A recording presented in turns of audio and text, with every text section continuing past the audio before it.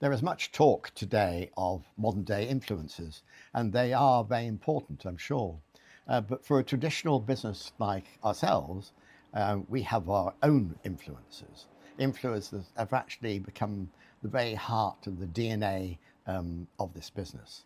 Um, the founder of the shop was my grandfather, William Ernest Woods, in 1895. And he was quite a character. I never knew him, alas, but there are a number of stories of what he got up to. And there was one famous story which was written in a book by my cousin called The Long Sunday. He was called Peter Fletcher. And he wrote of an account of my grandfather, who was a staunch Methodist. And apparently at that time, in the early 1900s, you had many lay preachers that used to go round towns and cities and preach to people. And one lay preacher came to Harrogate and was talking in the street, in James Street, not far from here. My grandfather went out to listen to him, and he was so taken by him, he invited him back for supper. And they discussed religion for hours on end. And he was so pleased and thought this was the most wonderful chap. He asked him to stay the night, which he did.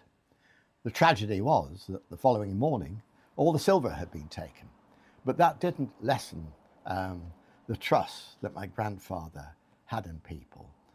He was a quite remarkable man, and he had more influence probably than anybody else on this business, of integrity, of hard work, of discipline, and old family British values, alas, that have they been eroded over the years from one reason or another.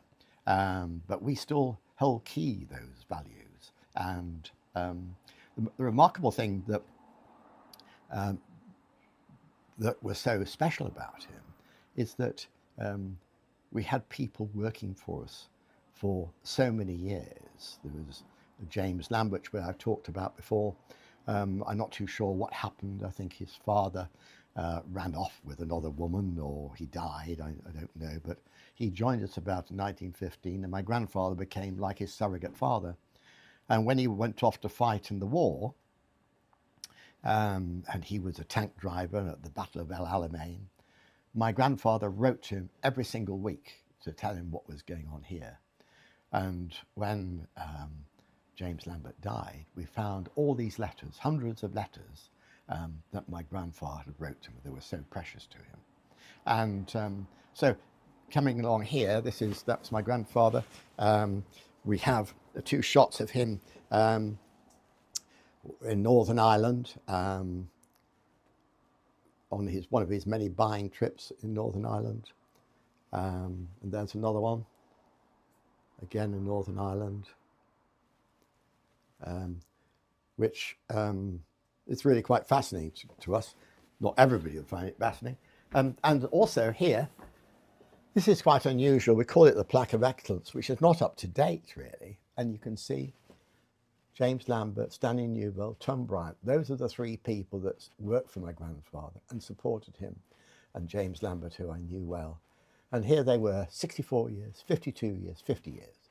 And there are many others on here for a lesser period.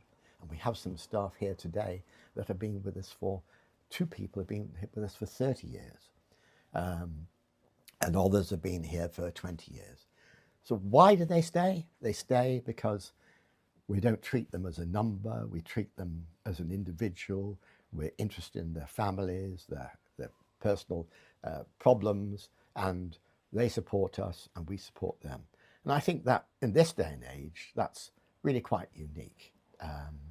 And so it's my grandfather's influence, as others, which I will talk about, that have made Woods a special, unique place.